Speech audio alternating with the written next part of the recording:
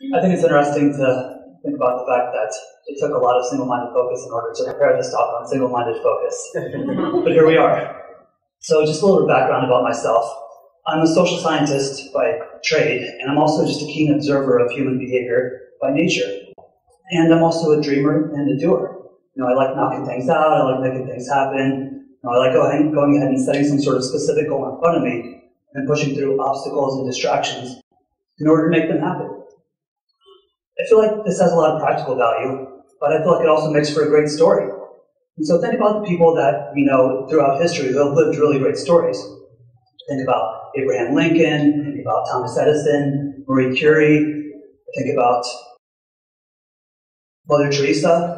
And all these people, they set these tremendous objectives in front of them, and they push through distractions and obstacles and what some would even consider to be failures in order to accomplish them. So I think that's really inspiring. And then you think about, okay, I surveyed the landscape of people, young adults, and many of them, they have really big dreams, and they want to lead really good stories with their lives, but somehow along the course of their lives, they get derailed. So as I'm thinking about that, I want to sort of consider some of the things that lead to them being derailed. And from my perspective, it's four major things. One, it's time drains. Two, it's priorities. Three, it's just related to fear. And fourth, maybe it's small thinking. And so I thought that, again, with the goal of wanting to live a great story with our lives, we think about those specific factors. I know that as we want to live a good story, we're often told to maybe consider what we would be thinking about on our deathbed. And I think that we'd look back and we'd recall the great sort of relationships and friendships that we had over the years. And then we think about the choices that we've made and whether those choices actually mattered on a meaningful level. It's also been suggested to us that we consider our funeral. What will people say during the eulogy? Will they comment on the dreams that you had and how your life was marked by those dreams? And the fact that you pushed through obstacles and distractions and really pursued and accomplished those dreams. Or will words be said that sort of attempt to cover over everyone's restless suspicion that maybe, just maybe, this life wasn't really lived as fully as it could have been. And we're reminded that we don't want to have regrets.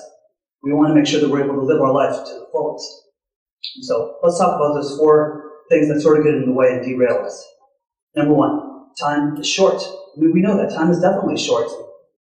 We can't use that as an excuse, though, because we all have 24 hours during a day, or 1,440 minutes, or 86,400 seconds. And the people who accomplish their dreams, they don't have any more time than the rest of us.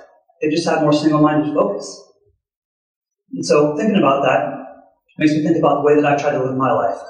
I've known that in order to accomplish good-sized things, I need to take those things and break them down into bite-sized pieces, and then eventually make progress on those things in order for me to knock it out.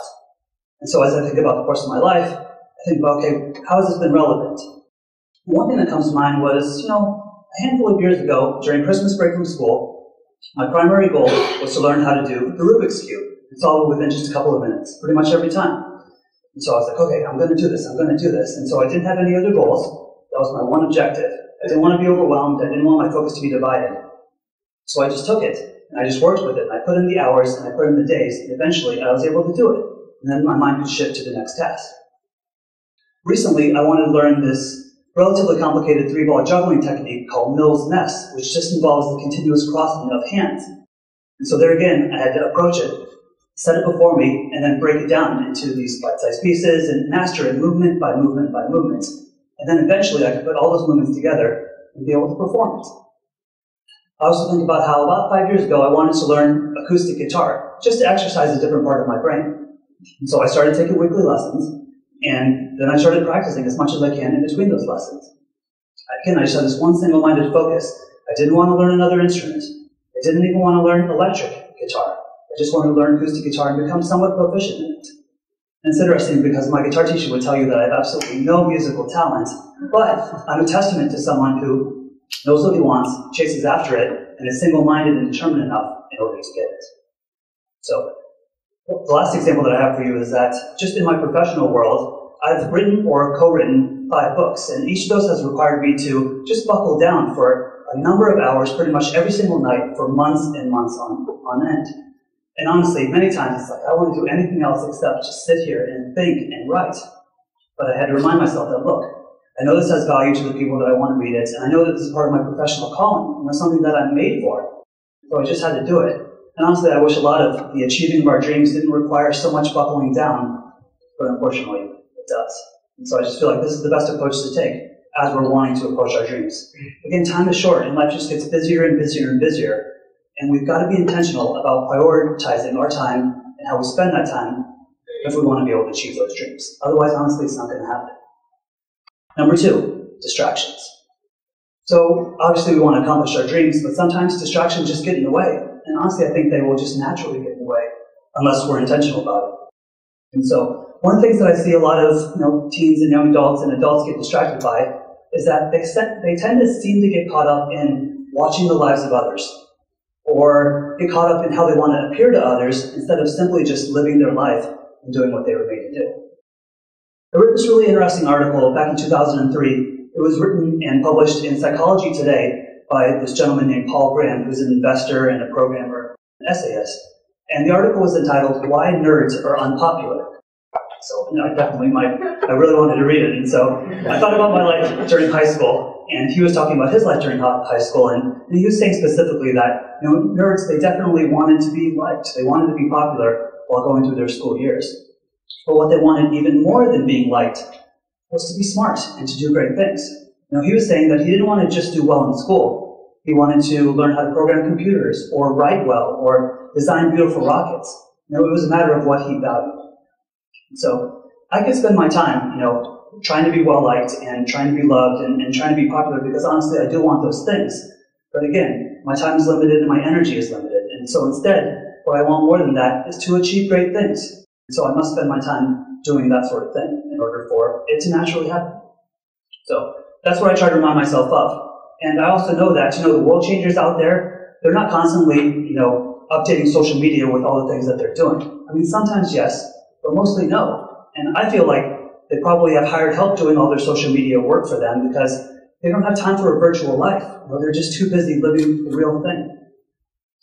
I just feel like this is something that I want to be doing. I don't want to be caught up in anybody else's life. And I feel also that many other individuals that I talk to, they're kind of getting the drift because there is a trend amongst young adults, teenagers, and even older adults who are now more recently deactivating their social media accounts because they're realizing that it's somewhat of a distraction or maybe even detrimental to them. And I applaud that. Because again, we want to have more time to focus in on our lives and focus in on developing and honing the skills that we will need in order to accomplish the dreams that we want to live in our lives. Number 3, fear. I think a lot about fear and how I always just want to push through it. And I feel like, as we're young, we just tend to listen to our hearts and follow our emotions and do the craziest, most wonderful thing. But maybe, just maybe, as we get older, we kind of move away from that. I remember this one time I was seeing this girl, and we went on this month-long road trip through northeastern Canada. And it was, a beautiful sunny day, and we were out exploring, and so we decided to go for a stroll along these majestic oceanside cliffs. And there was a fence, right on the edge to keep us from, falling 600 feet down to the rocky shoreline. And she had given me a small yellow flower on a short stem, but I accidentally dropped it, and it fell to a ledge about 10 feet below, but outside of the fence. So I immediately thought to myself, I'm so going to get it. And so I seriously climbed over the fence and lowered myself to this ledge 10 feet below and exposed myself to the possibility of a very gruesome and tragic end, all for the single-minded goal and purpose of winning her heart.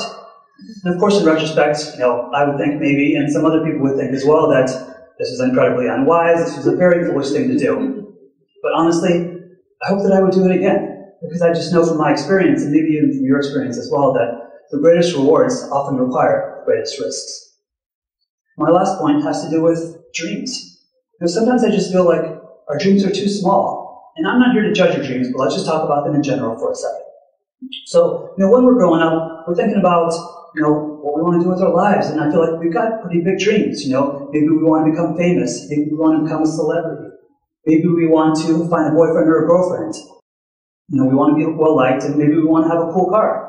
And I think, okay, we're getting a little bit older, and maybe our dreams shift a little bit, and maybe we're not so consumed with becoming famous or becoming a celebrity, but we definitely want to land a solid and well-paying job, and maybe find the love of our lives, maybe get married, maybe start a family, maybe travel, maybe own a home.